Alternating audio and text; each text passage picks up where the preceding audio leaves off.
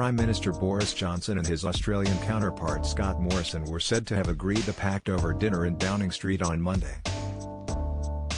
The Australian Broadcasting Corporation reported Australian Trade Minister Dan Tehan, who held talks in London earlier this year with International Trade Secretary Liz Truss, calling the pact a win for jobs, businesses, free trade and highlights what two liberal democracies can achieve while working together.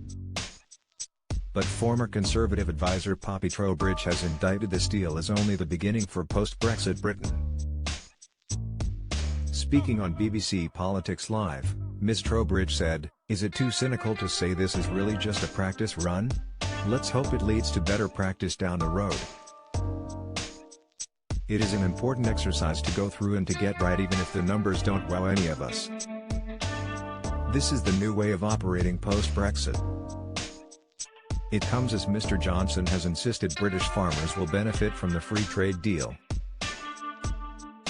The Prime Minister said it was good news for services and manufacturers in the UK, with British products such as cars, Scotch whisky and confectionery set to be cheaper to sell to Australia because of the tariff-free agreement.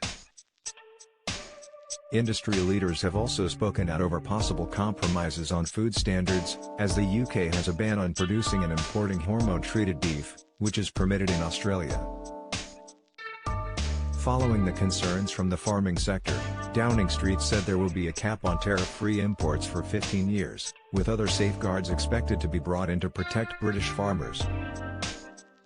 Mr. Johnson said the trade agreement will adhere to the strongest possible animal welfare standards, while Mr. Morrison insisted that Australian standards were very high. But the National Farmers Union, NFU, has called for more information on provisions for animal welfare following the announcement, as it also urged assurances on whether the safeguards for farmers are sufficient.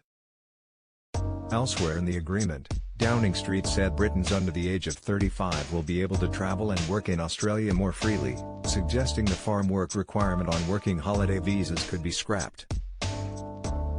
However, further details of the free trade deal have so far been sparse, with the announcement by Downing Street lacking specifics on when the agreement comes into force and what other sectors are set to benefit.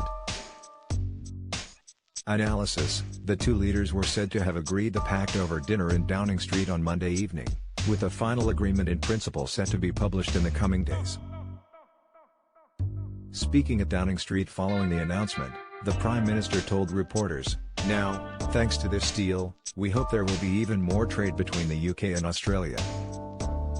The idea is that we will be able to do even more because we are taking tariffs off, so for Northern Ireland, Northern Irish machine tools, this will be good news.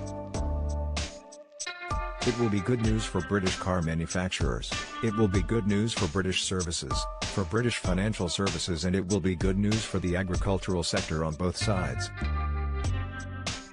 Here, we had to negotiate very hard, and I want everybody to understand that this is a sensitive sector for both sides, and we've got a deal that runs over 15 years and contains the strongest possible provisions for animal welfare. But I think it is a good deal, and I think it's one that will benefit British farmers and British consumers as well. It will also make it easier for British people, for young people to go and work in Australia.